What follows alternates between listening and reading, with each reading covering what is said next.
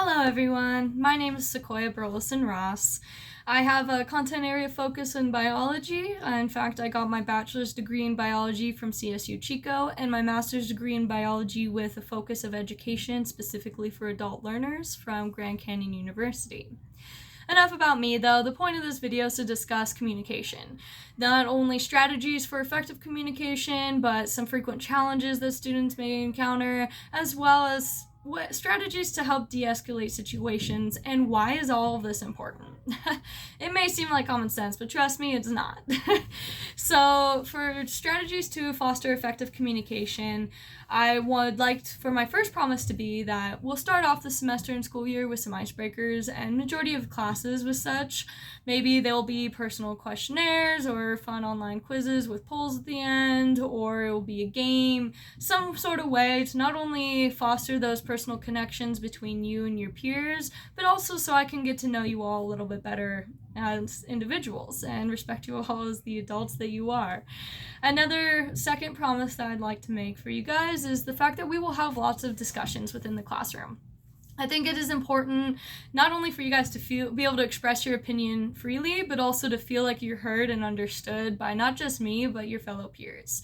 So a way to enforce that and encourage that would be to have not only one-on-one discussions between maybe you and I or you and another peer, but also to have small groups, whether it's for a discussion or a project, and also to have open class communications, preferably in those orders. But as we continue on with the class in the semester, we'll see how everything goes and what seems to work best for not only you, but for the class as a whole. My third promise too is that I would like to have the option for notes at the end of class, especially for my in-person classrooms. So I'll hand out a 3x5 card, and that is an opportunity for you to express any sort of questions you may have had from that day's lecture or discussion, any comments, maybe what your favorite part was, or, concerns like, hey, I don't think this was correct, but, then we can figure that out, solve the issue later, and address in the next class period. Some common challenges that students especially face within the classroom. Well, first off, let's just say we're in person. Maybe it's a big lecture hall, or maybe you just have stage fright and have issues with public speaking and don't want to be raising your hand or sharing your opinions out loud. Those are all understandable. I want to make sure that you feel comfortable enough to approach me. I am here to help you and to support you. I want you to be able to learn, but I also want you to have fun.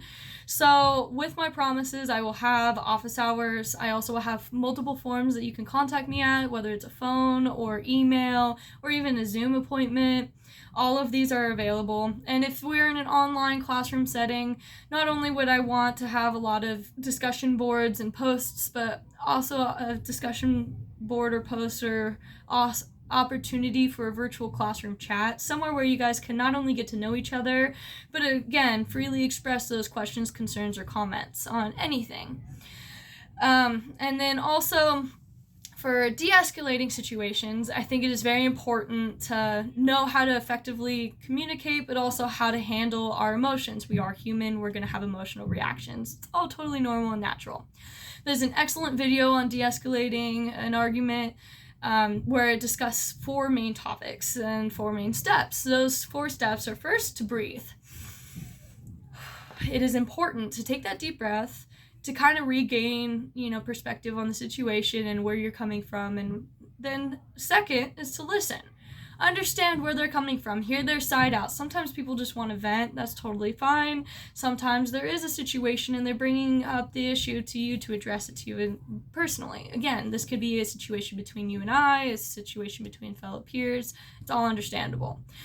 And then the third response is to then think out your response to be sure that you are clear, concise, considerate, and timely. All of these are very important for your response. You don't want to accidentally offend or start pointing fingers. That then brings me into the 4th point of body language. You don't want to be closed off, you don't want to be pointing, you want to be able to have open and have some space and allow everyone to feel comfortable in the situation. This is not only my promise to you, but what I hope from you guys to each other. This is all important because not only would this support your own success as a student, but this would help foster a positive environment within our classroom. This is all I want for us and from the future from here on forward. So let's have some fun. Let's properly communicate with each other and be considerate of everyone else. All right, I look forward to seeing you later.